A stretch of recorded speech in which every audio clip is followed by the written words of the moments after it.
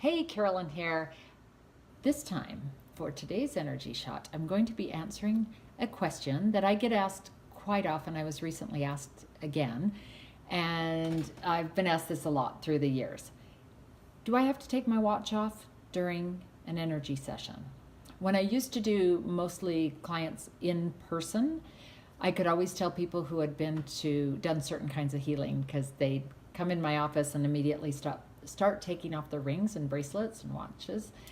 And I'd always say that's not necessary. And they're like, oh, really? I always heard that, the watch battery would mess up the energy, or I need to take off all the metal, in my hair and on my bracelets, all sorts of things, toe rings. And, I'm kind of the school of thought of Captain Barbossa. Do you remember him from Pirates of the Caribbean? The code. Well, it's more like a guideline. That's where I stand on that. A lot of people have a lot of, I'm going to be bold and say man-made rules about how the energy works. And I think when you get too many rules, I don't think I know this, when you get too many rules, it makes it hard for people, especially people just learning energy healing, because they're trying to stay within this framework of, well, I can't do it this way or it won't work, or I can't do it this way, and if I mess up this, it won't work. So it's hard to be flowing with the energy when you're worried about stepping outside of the rules or doing something that's, if you do it the wrong way, it's not going to work. Heck, when I first started learning about energy healing, I was taught that you always had to be touching the other person's body, like our feet would touch. I'm on this creaky old rocking chair that used to be my husband's grandma's. So if you can hear stuff in the background, that's what it is. It's really awesome. But we used to have to touch elbows or touch feet, touch toes or something. Now that's just bizarre to me. Well, it was kind of bizarre to me back then. My intuition said, I don't think it needs to be like that, because our energies are, our spirits are talking to each other all the time telepathically anyway. Why do our physical bodies have to touch? I don't know. It was a rule somebody made up.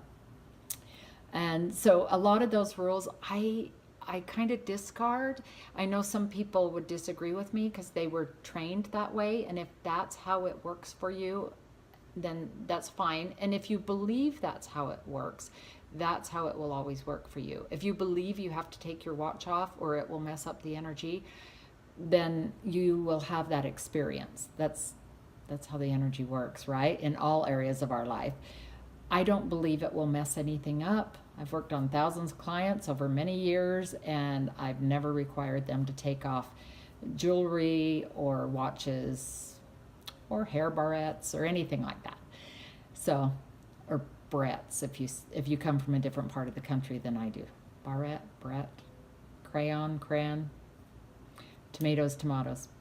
The point is, don't pay attention to all the rules that you may have been taught. If it doesn't feel right to you, if you feel like, you know what, I can work on people and I don't have to stand a certain way or touch them physically or take off my watch, or cross your legs. I was taught that too. You can't have anything crossed on your body because it will mess up the energy. I believe the power of a person's energy field is much stronger than any crossed legs or watch batteries or metal ring. So whatever you believe in, that's how it will work for you. So there's how I answer that. In my book, no, you don't need to take your jewelry off. If you go to somebody for a session who believes that you do need to, it's not a big deal. It just takes a minute to take it off, less than a minute. So if you're working with someone who says that and that's how they're used to working, it's not a big deal. Just go with the flow and take your jewelry off if they prefer it that way. But I don't think it's necessary.